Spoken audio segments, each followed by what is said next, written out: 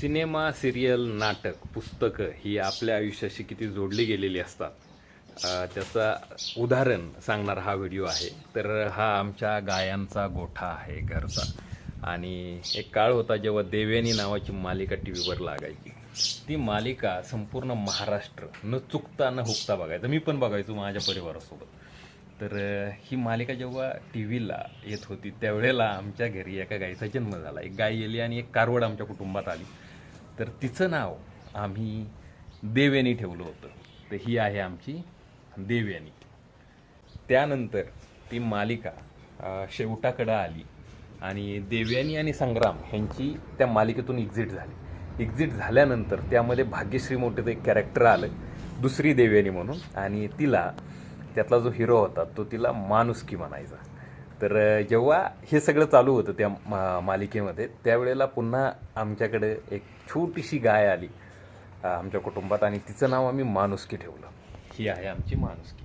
आता ही माणुसकी ह्या देवयानीची लहानी बहीण, ही थोरली बहीण आहे आणि ही लहानी. त्यानंतर मालिका पाहणं आमचं थोडं कमी झालं. कमी झाल्यानंतर मग परत जुन्यासारखं गाईचा वाण पाहून नाव ठेवायला सुरू केलं. तर ह्या माणुसकीला एक कारवड झाली. हिचं नाव आम्ही बांडी ठेवलं. हिच्या अंगावरचे जे पांढरे पट्टे आहेत ते पाहून आम्ही हिचं नाव बांडी ठेवलं. तर आत्ता रिसेंटली महाराष्ट्रामध्ये एक मुद्दा प्रचंड गाजला, कोल्हापूरचा. तर कोल्हापूरला जी हत्तीन होती ती हत्तीन अंबानींनी त्यांच्या वंतारामध्ये घेऊन गेले. त्यावरून तिथल्या लोकांनी प्रचंड तळतळाट अंबानीला दिला. आणि तुम्हाला माहिती आहे सगळं प्रकरण काय झालं. 20-20 किलोमीटरपर्यंत रस्ते जाम केले गेले. तिथं मोठं आंदोलन छेडलं गेलं आणि त्यावेळेला त्या हत्तीनीचं नाव होतं माधुरी. तर ह्या काळात हे प्रकरण चालू असताना आमच्या माणुसकीला एक कारवड झाली आणि तिचं नाव आम्ही माधुरी ठेवलं. तर ही आहे आमची माधुरी. आमच्या देवयानीची शेवटची मुलगी ती म्हणजे ही गिरी.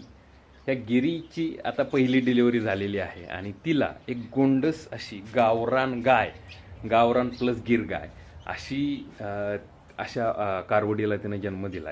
ही आमची, हे बघा, ही आमची छोटीशी गाय, पूर्ण गावरान गाय. तर हिच्यासाठी आता तुम्ही एक छान नाव सुचवा. सध्याच्या काळाच्या हिशोबाने जे नाव आम्ही उच्चारू आणि विचार करू त्यावेळेला हा काळ आम्हाला आठवला पाहिजे. तर ह्या काळाच्या हिशोबाने एक नाव सांगा. थँक्यू. कशी वाटली आमची गोठा टूर ते नक्की कमेंटमध्ये कळवा. Bye bye. थँक्यू.